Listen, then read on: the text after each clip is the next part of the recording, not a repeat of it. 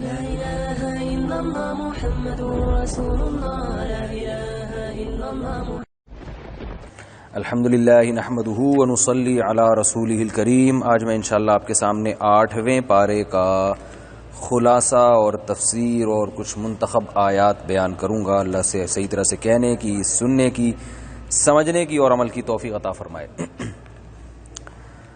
اللہ فرماتے ہیں یہ لوگ نشانیاں مانگتے ہیں کہ آپ کوئی معجزہ دکھائیں۔ وَلَوْ أَنَّنَا نَزَّلْنَا إِلَيْهِمُ الْمَلَائِكَةَ وَكَلَّمَهُمُ الْمَوْتَى، اگر ہم آسمان سے فرشتے بھی نازل کر دیں اور مردے بھی ان سے ہم کلام ہونا شروع ہو جائیں تو بھی یہ ایمان نہیں لائیں گے۔ جس نے ایمان لانا ہوتا ہے نا، اس کے لیے جتنے دلائل ہم نے دکھا دیے وہ کافی ہیں۔ جس نے نہیں ایمان لانا تو وہ مردوں کو زندہ ہوتے ہوئے بھی دیکھ لیں اور مردہ اٹھ کے کہے کہ ایمان لے آؤ تو بھی ایمان نہیں لے کر آئیں گے۔ یہی آج کے لوگوں کی بھی حالات ہے کہ جو دلائل سے بات سمجھنا چاہتے ہیں ان کے لیے چند دلائل کافی ہوتے ہیں، نہیں سمجھنا چاہتے تو بھینس کے آگے جیسے بین بجانے والی بات ہے، سمجھاتے رہیں وہ نہیں سمجھتے۔ اللہ نے اس میں یہ بھی فرمایا اگر زمین میں اکثریت کی اتباع کرو گے یضلوک عن سبیل اللہ، آیت نمبر 116، کہ یہ آپ کو اللہ کی راہ سے گمراہ کر دیں گے۔ آج بہت سے باطل فرقے یہ آیت پیش کرتے ہیں۔ کوئی نیا فرقہ اٹھتا ہے جو بالکل 15ویں صدی میں نیا انٹروڈیوس ہوا ہوتا ہے، اور جب وہ لوگوں کو اپنی طرف بلاتا ہے تو آپ اس سے کہتے ہیں یار یہ ساری دنیا کے مسلمان بیوقوف ہیں، یہ تو ایک الگ ہی راستے کو فالو کر رہے ہیں، آپ کوئی نئی چیز لا رہے ہیں، آپ کوئی نئی تفسیر کر رہے ہیں آیت کی جو ہم نے پہلے کبھی سنی نہیں۔ تو وہ یہ آیت پیش کرتے ہیں کہ اگر آپ زمین میں اکثریت کی اتباع کریں گے تو وہ اکثریت آپ کو گمراہ کر دے گی۔ تو وہ دلیل دیتے ہیں کہ اکثریت کبھی حق پہ نہیں ہوتی۔ تو یاد رکھیں یہ آیت اس کا یہ مطلب نہیں ہے۔ یہ نبی صلی اللہ علیہ وسلم کے دور میں نازل ہوئی جس وقت اکثریت گمراہی پر تھی اور اس اکثریت میں غیر مسلم تھے۔ مسلمانوں کی اکثریت گمراہی پہ ہوگی ایسا نہیں ہے، بلکہ مسلمان تو گمراہی پہ جمع ہو ہی نہیں سکتے، اور مسلمانوں میں علماء صلحاء میں جمہور جس طرف ہوں تو یہ جمہور کا ایک رائے پر ہونا اس رائے کے قوی اور مضبوط ہونے کی بہترین دلیل ہوتی ہے۔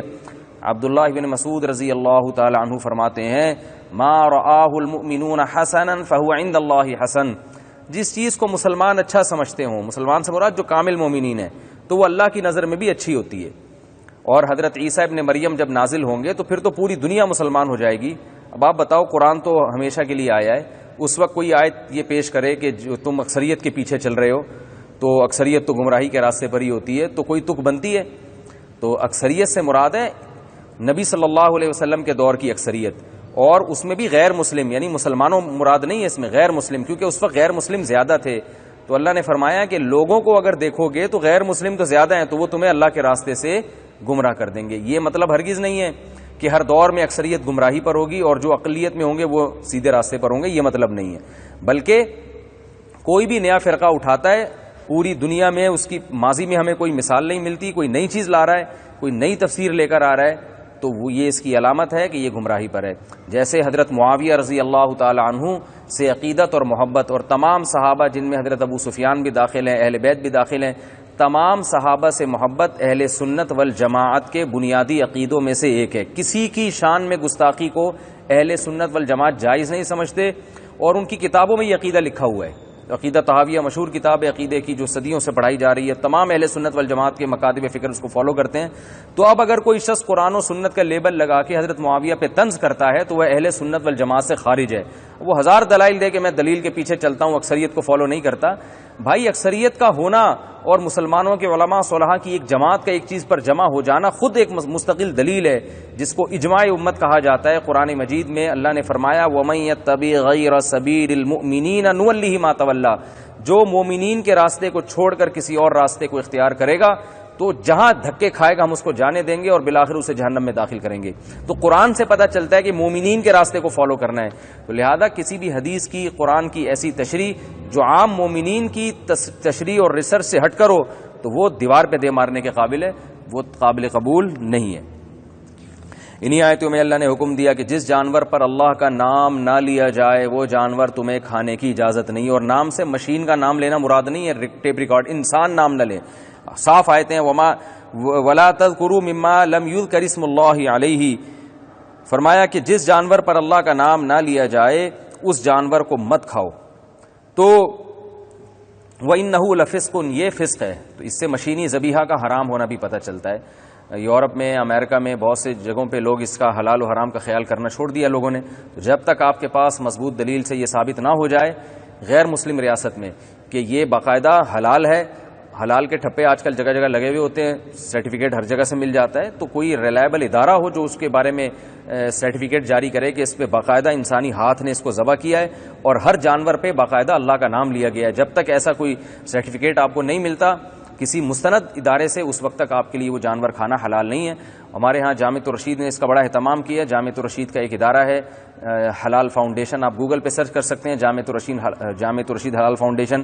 اس میں مستند علماء ہیں جو الحمدللہ یہ کام کر رہے ہیں، ان کے مختلف ملکوں کے دورے ہوئے ہیں، تو وہ ایک سرٹیفکیٹ دیتے ہیں جو میری نظر میں بہرحال ایک قابل اعتماد ادارہ ہے. تو اس کے علاوہ بھی بہت سے ادارے ہیں، لیکن آپ کو بہرحال تحقیق پہلے کرنی پڑے گی. ہاں مسلم کنٹری میں اگر وہیں پہ گوشت ذبح ہو رہا ہے تو وہاں اتنی تحقیق کی اجازت نہیں ہے، کیونکہ مسلمان جو ہے اس کے بارے میں غالب گمان یہی ہے کہ وہ بسم اللہ اللہ اکبر پڑھتا ہے اور وہ اللہ کا نام لے کے جانور ذبح کرتا ہے. لیکن مسلم کنٹری میں گوشت اگر باہر سے آ رہا ہے تو وہاں بھی آپ کے لیے تحقیق کرنا ضروری ہے. اسی صورت میں اللہ نے حکم دیا کہ اللہ نے فرمایا کہ یہ جو ہم نے نباتات پیدا کیے ہیں، انشاء جنات معروشات وغیر معروشات والنخل والزرع مختلفا اکلہ والزیتون والرمان. دیکھو ہم نے کھجور کے باغات پیدا کیے، کھیتیاں پیدا کی اور زیتون پیدا کیا اور انار پیدا کیا.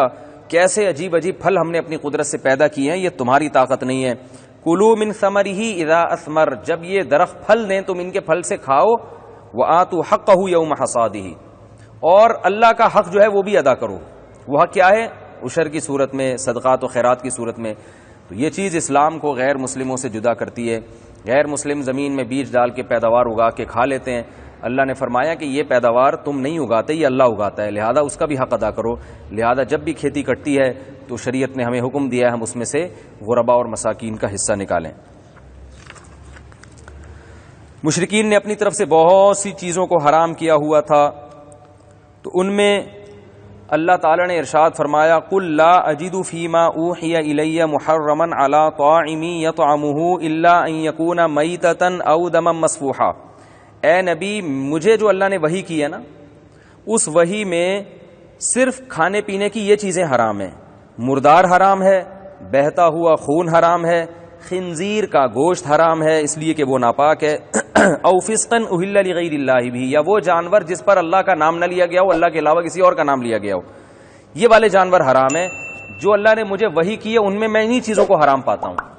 ہمارے ہاں آج کے بہت سے متجددین جو ہے نا قرآن کی آیتوں کے ظاہر سے دھوکہ دیتے ہیں، کیونکہ ان کو علم عمق اور گہرائی حاصل نہیں ہے، اور بعض جان کر لوگوں کو گمراہ کرتے ہیں. اب آپ مجھے بتاؤ، کوئی شخص اگر یہ آیت پیش کرے اور کہے کہ اللہ تو قرآن میں فرما رہے ہیں کہ صرف یہ 4 چیزیں حرام ہیں، مردار حرام ہے، بہتا ہوا خون حرام ہے، خنزیر کا گوشت حرام ہے، اور وہ جانور حرام ہے جس پر اللہ کا نام نہ لیا گیا. اللہ تو پکار کے کہہ رہے ہیں کہ اے نبی ان کو بتا دے میں ان چیزوں میں سے کسی اور چیز کو حرام نہیں پاتا. اور یہ مولویوں نے کتے بھی حرام کر دیا، مولویوں نے بلی بھی حرام کر دی، مولویوں نے یہ بھی حرام کر دیا، مولویوں نے وہ بھی حرام کر دیا. تو بتائیں لوگ قرآن کی آیت کے نمبر سے متاثر ہوتے ہیں، اور وہ نمبر بھی پیش کر دیں. بھائی یہ سورہ انعام کی آیت نمبر 45 ہے، آیت نمبر 145 ہے. اب مجھے بتاؤ ترجمہ تو یہی بنتا ہے اس آیت کا. آج کل لوگ کہتے ہیں نا وہ فلاں ریفرنس سے بات کرتا ہے، قرآن کی آیت کا حوالہ بھی دے رہا ہے، حدیث کا حوالہ بھی دے رہا ہے، ریفرنس سے بات کرتا ہے، وہ اپنی طرف سے کوئی بات نہیں کرتا. لیکن جب آپ کسی مفتی سے پوچھیں گے وہ کہیں گے نہیں بھائی کتا بھی حرام ہے، بلی بھی حرام ہے، سود کھانا بھی حرام ہے، اور بہت ساری چیزیں حرام ہیں. تو اب کوئی پروفیسر اٹھ کے یہ تقریر شروع کر دے کہ اللہ تو قرآن میں فرما رہے ہیں کہ اے نبی ان سے کہہ دیجئے کہ میں ان چیزوں کے علاوہ کسی اور کو حرام نہیں پاتا، اور قرآن کی آیت کا مطلب بظاہر یہی بنتا ہے. تو آپ اس کی بات سے متاثر ہو کر علماء پہ طنز شروع کر دیں اور علماء پہ اعتراض شروع کر دیں تو یہ کوئی عقل مندی کا کام ہوگا؟ ہمارے ہاں اکثر پروفیسر لوگ یہ آیت کیوں پیش نہیں کرتے؟ کیونکہ اس سے تو یہ ثابت ہوگا کہ کتا بھی حلال ہے، بلی بھی حلال ہے. وہ اتنی جرت نہیں کرتے. بالکل اسی طرح کی ایک خیانت جناب پروفیسر غامدی صاحب نے کی ہے. مجھے افسوس کے ساتھ کہنا پڑتا ہے، میرا دل نہیں چاہتا میں ایسے اختلافی باتیں یہاں بیٹھ کے کروں، لیکن کچھ باتیں اجماعی ہیں اور قرآن کی تفاسیر بیان کر کے ائمہ محدثین سے، مجتہدین سے اعتماد لوگوں کا ختم کیا جا رہا ہے. لوگ سمجھ رہے ہیں کہ آج 15ویں صدی میں لوگ قرآن کو سمجھ رہے ہیں، اور یہ جو ابو حنیفہ، مالک، شافعی، احمد بن حنبل ان جیسے بڑے بڑے مجتہدین اور محدثین پیدا ہوئے ہیں ان کو تو آتا ہی نہیں تھا. اسی طرح کی آیت جناب غامدی صاحب نے پیش کی ہے جو اسی صورت میں ہے اس کے الفاظ کیا ہیں؟ قل انما حرم ربی الفواحش ما ظہر منہا وما بطن، اے نبی ان سے کہہ دیجئے کہ میرے رب نے صرف ان چیزوں کو حرام کیا ہے، صرف۔ اور پروفیسر غامدی صاحب نے اس آیت کی تفسیر بیان کرتے ہوئے موسیقی کو حلال قرار دیا ہے کہ موسیقی بالکل جائز ہے اسلام میں، جب تک کوئی بہت ہی کوئی فحش اور بےہودگی اس میں نہ ہو۔ اور حلال قرار دینے کی دلیل کیا دی ہے کہ اے نبی آپ ان سے کہہ دیجئے، آیت نمبر 33، یہ سورہ اعراف میں ہے، سورہ انعام میں نہیں، اگلی سورت جو سورہ اعراف ہے اس میں، اے نبی آپ ان سے کہہ دیجئے کہ میرے رب نے صرف ان چیزوں کو حرام قرار دیا ہے، فواحشہ بےہودہ چیزوں کو جو ظاہری ہوں یا چھپی ہوئی، والاسما، اور اسم کا ترجمہ غلط کیا ہے، ترجمہ کیا ہے حق تلفی کو حرام قرار دیا، حالانکہ اسم کا یہ ترجمہ بنتا نہیں ہے، لیکن ہم فرض کر لیتے ہیں اسم کا ترجمہ حق تلفی ہی بنتا ہے، اور والبغی بغیر الحق، اور ناحق ظلم کرنے کو، وَأَن تُشْرِكُوا بِاللَّهِ مَا لَمْ يُنَزِّلْ بِهِ سُلْطَانًا، اور اللہ کے ساتھ شرک کرنے کو، وَأَن تَقُولُوا عَلَى اللَّهِ مَا لَا تَعْلَمُونَ، اور اس بات کو بھی اللہ نے حرام قرار دیا ہے کہ تم اللہ پر وہ اللہ کی طرف اس چیز کی نسبت کرو جو اللہ نے کہی نہیں ہے، یعنی اپنی طرف سے چیزوں کو حلال یا حرام قرار دو، اس کو بھی اللہ نے حرام قرار دیا ہے۔ تو جناب پروفیسر غامدی صاحب نے اس آیت کی تفسیر میں بیان کیا کہ کھانے پینے کی چیزوں کے علاوہ اللہ نے صرف ان 5 چیزوں کو حرام قرار دیا ہے، اور محترم نے یہ پھر لوگوں کو تاکید کی ہے کہ قرآن کی آیت اپنی میز پہ سامنے رکھ لیں تاکہ حلال و حرام کی بحث ہمیشہ کے لیے ختم ہو جائے اور پتہ چل جائے بس یہی 5 چیزیں حرام ہیں، تو اس میں تو موسیقی کا کہیں تذکرہ نہیں آ رہا، لہذا وہ بھی حلال ہو گئی۔ تو 2 خیانتیں کی ہیں جناب غامدی صاحب نے۔ دیکھیں علمی اختلاف جو ہوتا ہے نا، وہ یہ ہوتا ہے کہ ہمیں یہ اندازہ ہو کہ یہ شخص یا یہ عالم دین ایک آیت کی اپنے لحاظ سے تفسیر کی کوشش کر رہے ہیں، جتنی اللہ نے ان کو فہم دی اس حساب سے انہوں نے تفسیر کی ہے، تو ہماری رائے میں وہ تفسیر نہیں بنتی، تو یہاں انسان کو اختلاف رائے کا حق حاصل ہے کہ بھائی میری رائے یہ ہے، آپ جس رائے کو چاہے فالو کریں۔ لیکن اگر یہ اندازہ ہو کہ یہاں خیانت سے کام لیا جا رہا ہے، یہاں تفسیر کے نام پہ لوگوں کو دھوکہ دیا جا رہا ہے، تو پھر یہ علماء کا فرض بنتا ہے وہ لوگوں کو بتائیں کہ بھئی یہ تفسیر نہیں ہے، یہ دین کی تحریف ہے۔ قرآن مجید کی یہ جو آیت ہے نا جس میں اللہ نے فرمایا اے نبی ان سے کہہ دیجئے کہ صرف یہ 5 چیزیں حرام ہیں، یہ بالکل ایسے ہی ہے جیسے میں نے سورہ انعام کی ابھی آیتیں پڑھی کہ اے نبی ان کو بتا دیجئے کہ میرے پاس جو چیزیں نازل ہوئی ہیں، مجھے جو وحی ملی ہے، ان میں صرف یہ 4 چیزیں کھانے پینے کی حرام ہیں۔ تو جیسے ان 4 چیزوں کا مطلب صرف 4 چیزیں نہیں ہیں، ایسے ہی یاد رکھیے ان 5 چیزوں کا مطلب صرف 5 چیزیں نہیں ہیں۔ جو اس آیت کی تفسیر ہے وہی اس کی بھی تفسیر ہے، ورنہ اس آیت کی روشنی میں جس میں اللہ نے فرمایا کہ صرف 4 چیزیں حرام ہیں، تو غامدی صاحب کو یہ فتویٰ دینا چاہیے کہ پھر کتا بلی بھی حلال ہونا چاہیے، کیونکہ اللہ تو کھانے پینے کی صرف 4 چیزوں کو حرام قرار دے رہے ہیں، تو آپ کتے اور بلی کو کس بیس پہ حرام قرار دیتے ہیں؟ جس بیس پہ آپ کتا اور بلی کو حرام قرار دیتے ہیں اسی بیس پہ آپ کو سورہ اعراف کی ان آیتوں میں 5 چیزوں کے علاوہ بھی بہت سی چیزوں کو حرام قرار دینا پڑے گا۔ تو میں اب بتاتا ہوں پچھلی آیت کی کیا تفسیر ہے جس میں آتا ہے کہ صرف 4 چیزیں حرام ہیں، وہی تفسیر اس آیت کی بھی ہے جس میں آتا ہے صرف 5 چیزیں حرام ہیں۔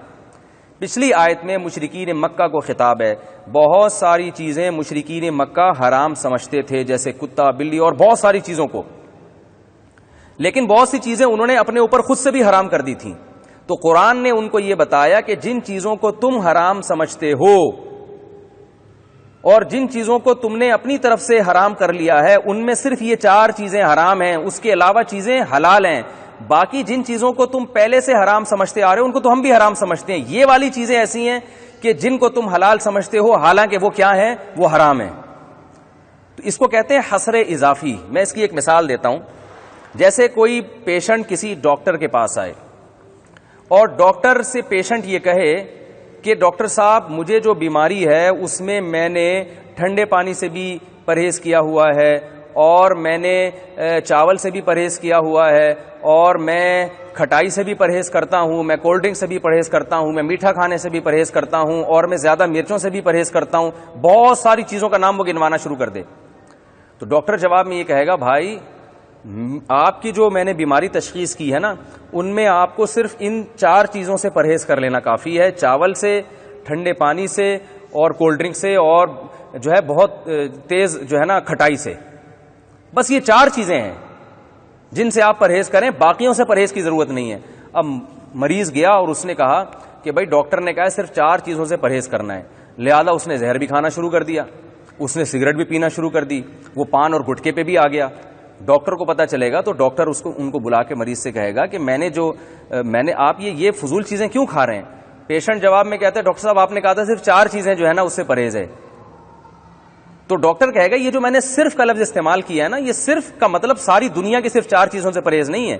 صرف کا مطلب یہ تھا تمہاری نظر میں جن تمام چیزوں سے پرہیز کرنا ضروری ہے تو میں یہ بتا رہا ہوں ان سے پرہیز ضروری نہیں ہے, ان میں سے صرف 4 چیزوں سے پرہیز ضروری ہے.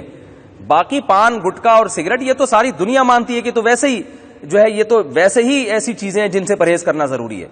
تو مشرکین نے بھی کچھ چیزوں کو اپنے اوپر حرام کر لیا تھا, تو اللہ نے بتایا وہ چیزیں حرام نہیں ہیں جو تم نے اپنے اوپر حرام کی ہوئی ہیں, ان میں صرف یہ والی حرام ہے, باقی حرام نہیں ہے.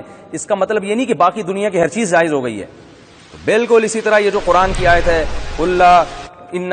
سورہ اعراف کی جو آیت ہے انما حرم ربی الفواحش ما ظہر منها وما بطن, اس آیت کا آپ سیاق و سباق دیکھیں, اس سے صاف پتہ چلتا ہے کہ مشرکین مکہ کو یہ خطاب کیا جا رہا ہے.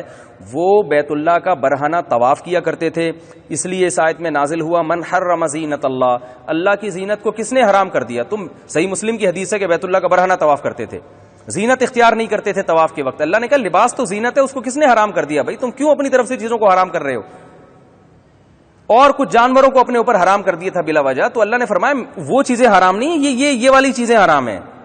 تو آپ نے اس کا مفہوم میں اتنی وسعت لے لی کہ آپ لوگوں کو مشورہ دے رہے ہیں کہ یہ صرف 5 چیزیں جو ہے نا آپ یہ آیت رکھ لیں اور میز پہ رکھ لیں, اور تاکہ حلال و حرام کی بحث ہمیشہ کے لیے ختم ہو جائے, اور جب آپ نے دیکھنا ہو کہ کون سی چیزیں حرام ہے تو بس قرآن کی یہ آیت دیکھ لیا کریں. تو وہ جو فقہ میں فقہاء نے بہت تفصیل بیان کی ہے, اور محدثین حلال و حرام کی بحث اس پر علماء کے مستقل رسالے ہیں حلال و حرام پہ, وہ تمام بحث جناب غامدی صاحب کی نظر میں کلعدم ہو گئی, اور محترم نے انہی آیتوں سے استدلال کر کے موسیقی کو بھی حلال قرار دے دیا, جائز قرار دے دیا, گانے بجانے کو بھی, موسیقی کو بھی. اور دوسری خیانت محترم نے کی ہے, اگر آپ کو یہ پوری بحث سمجھ میں نہیں آتی تو خود اس قرآن کی آیت میں جناب غامدی صاحب کے نظریے کی نفی ہے. اس آیت میں اللہ کا ارشاد ہے انما حرم ربی الفواحش ما ظہر منها وما بطن والاثم, 5 چیزیں جو اللہ نے حرام کی ہیں ان میں پہلی چیز ہے بے حیائی, دوسری چیز ہے گناہ. گناہ کہتے ہیں اللہ اور اس کے رسول کی نافرمانی کو, اثم کا لفظ استعمال ہوا ہے. یہی اثم کا لفظ قرآن مجید میں دوسرے مقام پر استعمال ہوا ہے, اس میں اللہ نے ارشاد فرمایا وَذَرُوا ظَاهِرَ الْإِثْمِ وَبَاطِنَا, اے لوگو ظاہری گناہ کو بھی چھوڑو اور چھپے ہوئے گناہ کو بھی چھوڑو. ان الذین یکسبون الاثم, جو لوگ گناہ کماتے ہیں سیجزون بما کانوا یقترفون, تو جو کچھ وہ کر رہے ہیں اس کا بدلہ ان کو عنقریب دیا جائے گا. اثم کا لفظ گناہ کے معنی میں استعمال ہوتا ہے, اور گناہ کی ڈیفینیشن ساری دنیا جانتی ہے, اللہ اور اس کے رسول کی نافرمانی. اکارڈنگ ٹو شریعہ اسم اسے کہتے ہیں. تو اب اللہ یہاں فرما رہے ہیں کہ اے نبی آپ ان سے کہہ دیجئے کہ میں نے 5 چیزوں کو حرام قرار دیا, اور ان میں بے حیائی اور دوسرے نمبر پر گناہ. تو جو دوسرے نمبر پر اللہ نے گناہ کو بیان کیا, اس کا مفہوم میں بہت ساری چیزیں آ گئی, یعنی اس میں اشارہ دے دیا کہ ہر وہ چیز جس سے اللہ اس کے رسول نے صراحتاً روکا ہو وہ بھی حرام ہے. تو اس آیت کی روشنی میں حلال و حرام کی بحث کا ایک بہت بڑا دروازہ کھل گیا ہے, حلال و حرام کی بحث ختم نہیں ہوئی ہے. اس لیے اللہ نے فرمایا ان سے کہہ دیجئے کہ بے حیائی حرام ہے اور گناہ حرام ہے, اور والاسم والبغی بغیر الحق, اور ناحق کسی کے ساتھ ظلم زیادتی کرنا, وان تشرکوا باللہ ما لم ينزل به سلطان, اور اللہ کے ساتھ کسی کو شریک کرنا, اور تم اللہ پہ وہ بات کرو جو تم نے جس کی تمہارے پاس کوئی دلیل نہیں ہے.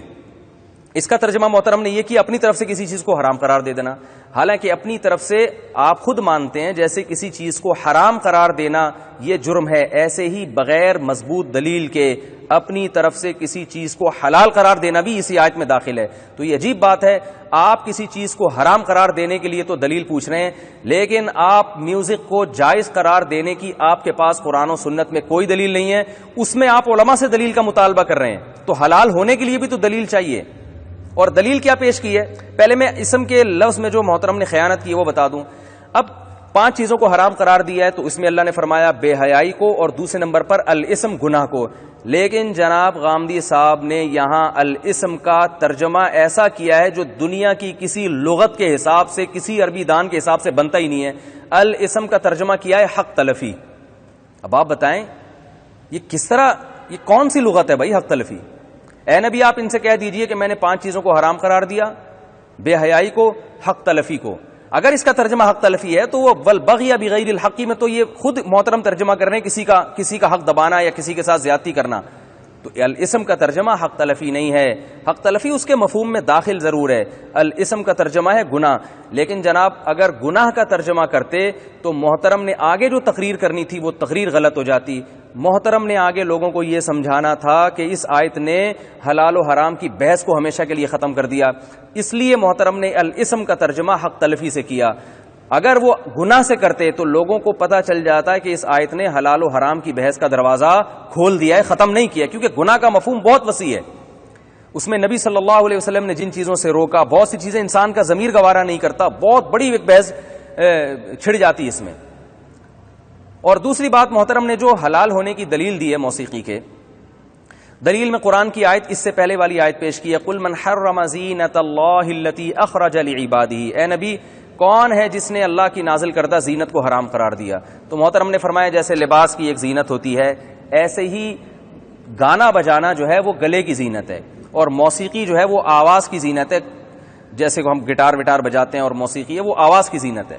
تو مجھے ایک بات بتائیے, اس آیت کے نازل ہونے کے بعد ہمیں ملتا ہے صحابہ کرام بہترین لباس بھی پہنا کرتے تھے. ہمیں حدیث میں ملتا ہے کسی صحابی کے لباس پر کسی نے اعتراض کیا تو ان صحابی نے اس آیت کی اسے دلیل کے طور پہ پیش کیا کہ بتاؤ کس نے جو ہے نا زینت کو حرام قرار دیا. تو اچھی خوراکیں بھی کھائی ہیں صحابہ کرام نے اس آیت کی روشنی میں, لیکن کوئی ایک گلوکار صحابی کا نام بتا دیں جنہوں نے اس آیت سے استدلال کر کے وہ گلوکار بنے ہوں, یا کسی ایک موسیقار صحابی کا نام بتا دیں جنہوں نے زینت میں آواز کی جو گانے بجانے والی خوبصورتی ہے اس کو زینت کے مفہوم میں داخل کر کے گانے بجانے کو بطور پیشہ کے اختیار کیا ہو, یا باقاعدہ کوئی اس دور کے مشہور سنگر کا نام بتا دیں.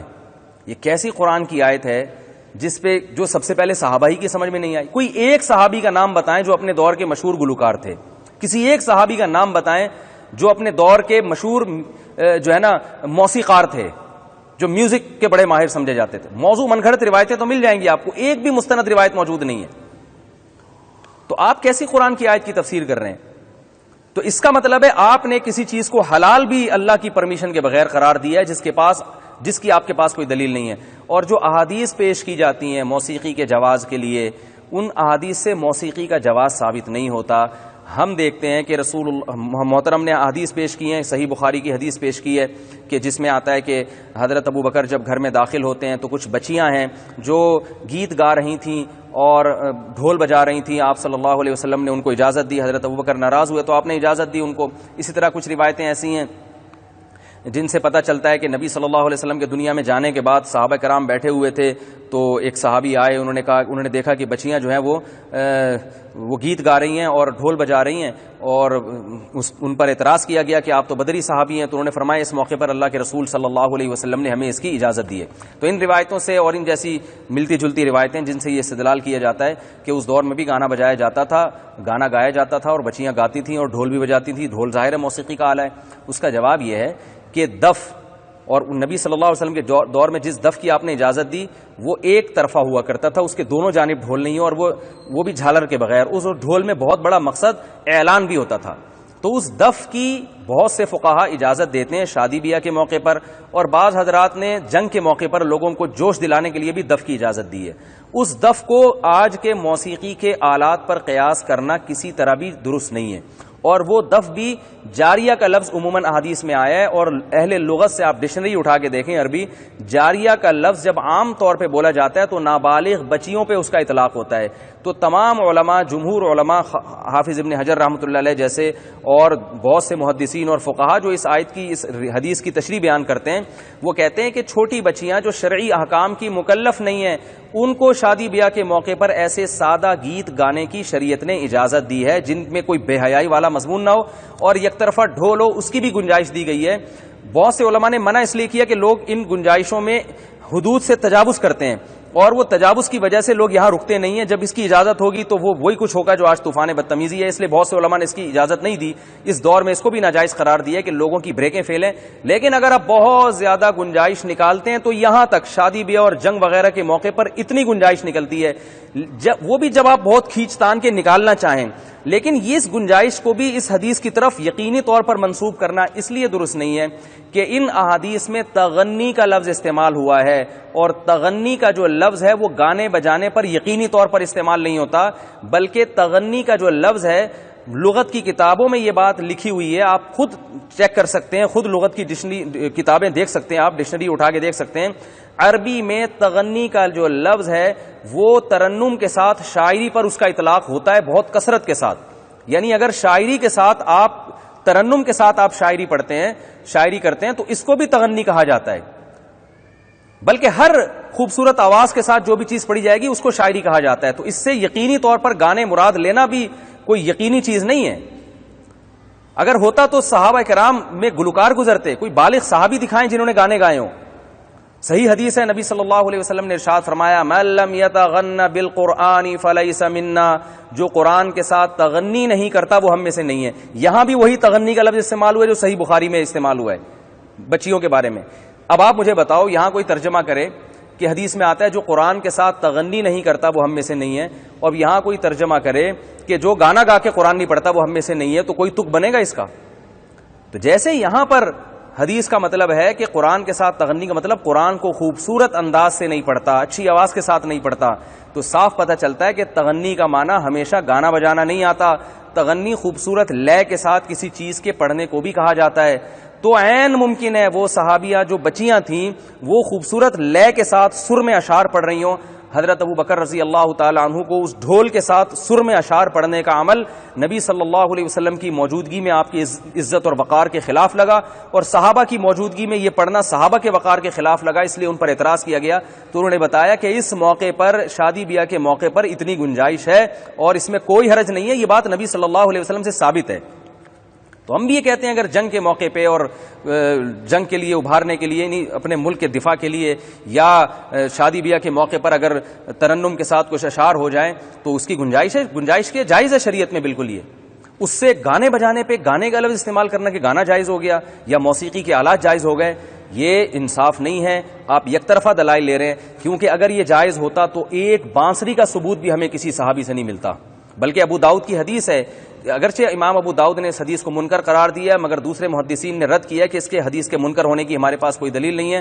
وہ حدیث امام ابو داؤد سنن ابی داؤد میں پیش کرتے ہیں کہ عبداللہ بن عمر گزر رہے تھے, انہوں نے دیکھا ایک بانسری والا بانسری بجا رہا ہے, تو آپ نے اپنے کانوں میں انگلیاں ڈال دیں اور آپ نے اپنے خادم سے کہا جب تک یہ بانسری کی آواز ختم نہ ہو جائے مجھے بتا دینا. جب بانسری کی آواز ختم ہو تو کانوں سے انگلیاں نکالی. انہوں نے فرمایا کہ رسول اللہ صلی اللہ علیہ وسلم نے بھی یہی عمل کیا ہے. ٹھیک ہے, اس حدیث کی سند پہ کلام ہے, لیکن بہت سے محدثین نے اس کو, علماء معاصرین نے سے بہت سے اس کو صحیح بھی قرار دیا اور بتایا کہ اس کے منکر ہونے کی ہمارے پاس کوئی دلیل نہیں ہے اس حدیث کے. لیکن اتنی بات تو ہے کہ اگر موسیقی کے آلات جائز ہوتے تو کسی ایک صحابی سے کوئی بانسری کا ثبوت تو ہوتا, کوئی گٹار تو ہوتا, جبکہ اس وقت مشرکین مکہ کے پاس موسیقی کے آلات ہوا کرتے تھے. تو اور صحیح بخاری کی حدیث ہے, آپ صلی اللہ علیہ وسلم نے ارشاد فرمایا میری امت میں ایسے لوگ پیدا ہوں گے جو زنا کو حلال کر دیں گے, حریر ریشم کو حلال کر دیں گے, اور المعازف, بخاری کے الفاظ ہیں کہ معازف کہتے ہیں گانے بجانے کے آلات, ایسے میری امت میں ایسے لوگ پیدا ہونے والے ہیں جو گانے بجانے کے آلات کو حلال قرار دے دیں گے. شاید یہ وہی زمانہ ہے. قیامت کی علامات میں سے آپ صلی اللہ علیہ وسلم نے بتایا. اس حدیث میں بھی بہت کھینچا تانی کر کے تعویل کی ہے. تو آپ جب تمام قسم کے دلائل کو سامنے رکھ کے فیصلہ کرتے ہیں تو وہ نتیجہ وہی نکلے گا جو جمہور فقہا اور جمہور محدثین کا ہے.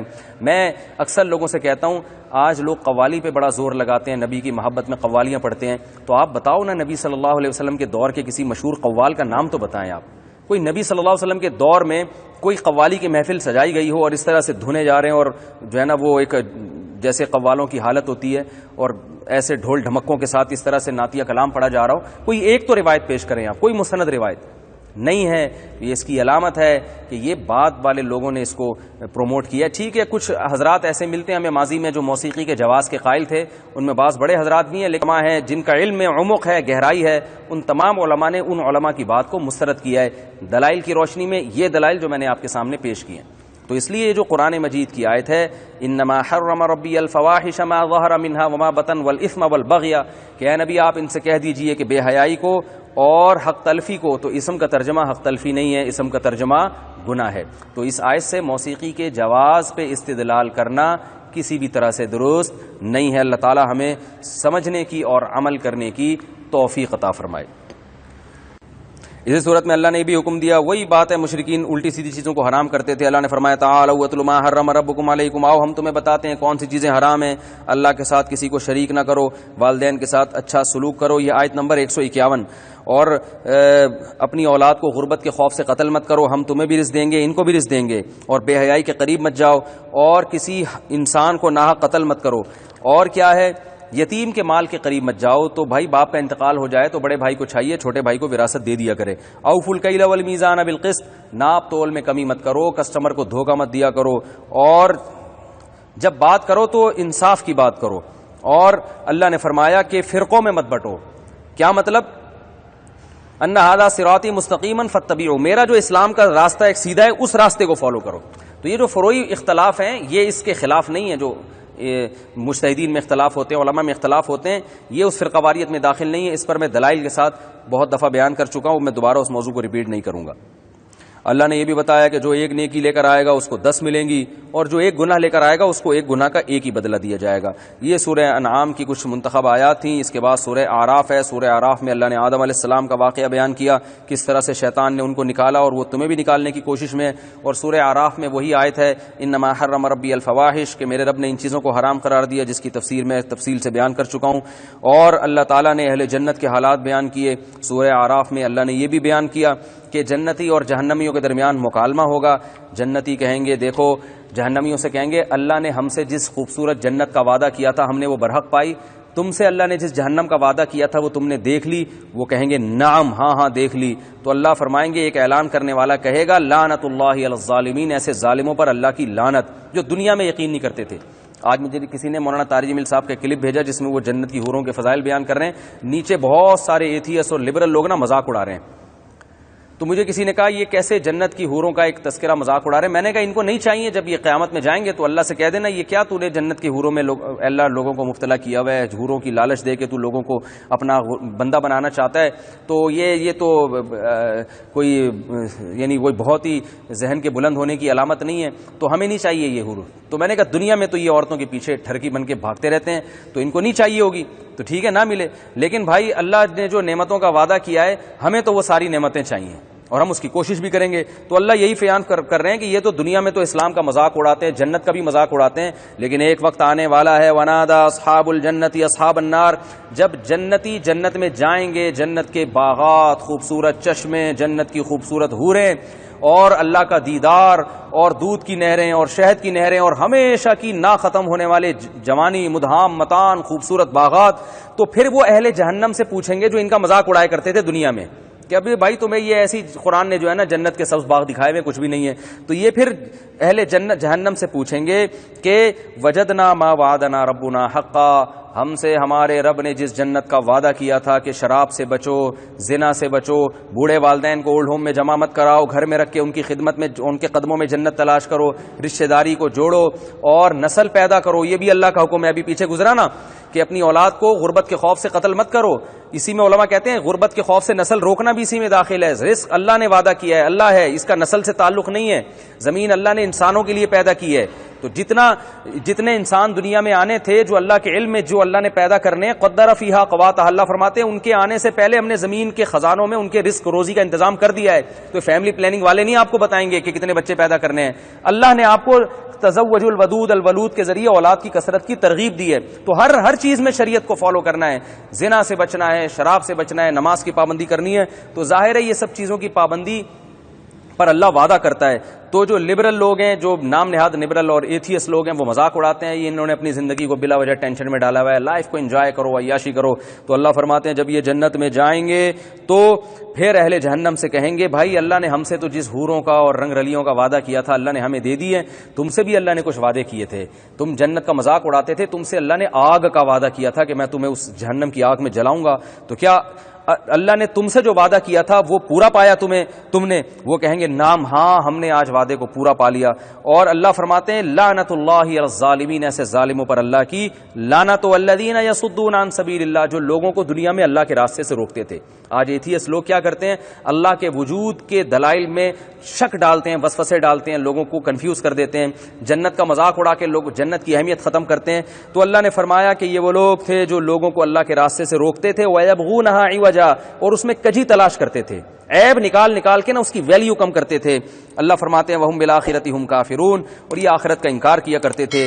جب یہ جہنم کی آگ میں جلیں گے تو اللہ فرماتے ہیں کہ نادا اصحاب النار اصحاب الجنہ، اللہ پردے ہٹا دیں گے دونوں کے درمیان، تو اہل نار اہل جہنم اصحاب جنت سے کہیں گے ان افیضوا علینا من الماء، تم جنت کی نعمتوں میں سے تھوڑا سا پانی ہمیں پلا دو، او مما رزقکم اللہ، کچھ رزق اس میں سے دے دو ہمیں، ہم جل کے اس آگ میں عذاب کے اندر مبتلا ہیں۔ قالوا ان اللہ حرمہما علی الکافرین، وہ جنتی کہیں گے اللہ نے آج ان نعمتوں کو ان کافروں پہ حرام کر دیا ہے۔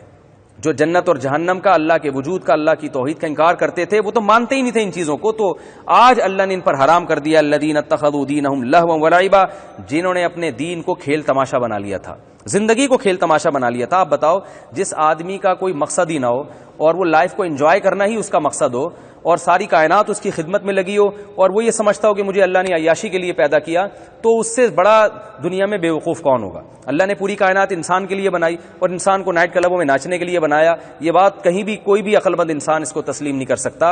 انسان لائف کو انجوائے کرنے کے لیے نہیں ہے، لائف کو انجوائے کرنا بھی زندگی کا ایک حصہ ضرور ہے، لیکن اصل چیز ہے امتحان، آزمائش اور اللہ کی رضا، یہ اصل چیز ہے جس کے لیے انسان کو پیدا کیا گیا۔ تو اللہ فرماتے ہیں یہ جو آگ میں جل رہے ہیں آج، یہ وہ بدبخت لوگ ہیں جنہوں نے دنیا کا کوئی مقصد نہیں تھا، کھیل تماشا بنا لیا تھا اور دنیا کی زندگی نے ان کو دھوکے میں ڈال دیا۔ فَالْيَوْمَ نَنْسَاهُمْ كَمَا نَسُوا لِقَاءَ يَوْمِهِمْ هَذَا، آج کے دن ہم ان کو ایسے بھول جائیں گے جیسے یہ دنیا میں ہمیں بھول گئے تھے۔ جو اللہ کے منکرین ہیں نا، مذہب کو نہیں ماننے والے، وہ اللہ کو بھول چکے ہیں۔ تو اللہ فرماتے ہیں جیسے یہ دنیا میں بھول گئے تھے، ان کے سامنے ہماری آیات پڑھی جاتی، ان کو ہمارا نام لے کے نصیحت کی جاتی، جوں نہیں رینگتی تھی۔ ان کو بتایا جائے نا وزیر اعظم کا آرڈر ہے، ایک دم کان کھڑے ہو جائیں گے۔ ان کو بتایا جائے یہ فوج کا آرڈر ہے، ایک دم کان کھڑے ہو جائیں گے۔ ان کو بتایا جائے سپریم کورٹ نے یہ سرکولر جاری کیا، فوراً کان کھڑے ہو جاتے تھے۔ ان کو بتایا جاتا تھا یہ اللہ کا آرڈر ہے، تو جوں نہیں رینگتی تھی ان کے اوپر۔ آج یہ ہمیں جیسے دنیا میں بھول گئے تھے، فَالْيَوْمَ نَنْسَاهُمْ كَمَا نَسُوا لِقَاءَ يَوْمِهِمْ هَذَا، آج کے دن ہم ان کو ایسے بھول جائیں گے جیسے یہ دنیا میں اس ملاقات کے دن کو بھول گئے تھے اور یہ ہماری آیتوں کا انکار کیا کرتے تھے۔ اللہ اس دن سے پہلے ہمیں ہدایت نصیب فرمائے۔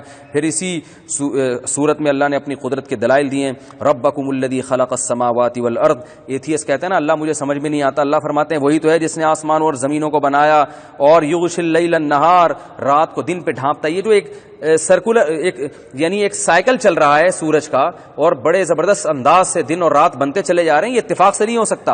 والشمس والقمر والنجوم مسخرات بامری، سورج، چاند، ستارے، یہ سب کے سب اللہ کے حکم سے انسان کی خدمت میں لگے ہوئے، یہ آٹومیٹیکلی خود بخود بن کے وجود میں نہیں آ گیا یہ سارا نظام۔ ایک گھڑی کی سوئی اگر 12 گھنٹے میں وہ جو ہے وہ گھوم کے ایک چکر مکمل کرتی ہے، تو کیا بتاؤ دنیا میں کوئی ایسا احمق پیدا ہوا جو یہ کہ یہ گھڑی کی سوئی اس جگہ آ کے خود بخود فٹ ہو گئی ہے اور 12 گھنٹے میں اپنا ایک چکر مکمل کرتی ہے؟ تو یہ کیسے ممکن ہے کہ زمین 365 دن میں اپنا چکر مکمل کرتی ہے اور 24 گھنٹے میں اپنے محور کے گرد چکر مکمل کرتی ہے؟ خدا کی قسم، سورج، چاند اور زمین کی گردشوں کا نظام اس گھڑی سے کروڑہا گنا پیچیدہ ہے۔ آج تک کسی سائنسدان نے یہ نہیں کہا کہ یہ گھڑی خود سے پیدا ہو کے جڑ گئی ہے۔ تو یہ کیسے بے وقوف لوگ ہیں جو یہ کہتے ہیں کائنات خود سے پیدا ہو کر اتنے خوبصورت نظام میں، اور کل فی فلک یسبحون، اور ہر ایک اپنے دائرے میں ایک خاص سسٹم کے تحت تیرنا شروع ہو گیا، جس سے دن رات بن رہے ہیں اور سردی، گرمی، خزاں، بہار کے موسم وجود میں آ رہے ہیں، جس سے بارشیں ہو رہی ہیں، زمین سے نباتات اگ رہی ہے۔ یہ نظام بھی خود بخود وجود میں نہیں آ سکتا۔ اسی کو اللہ قرآن مجید میں بار بار بیان فرماتے ہیں۔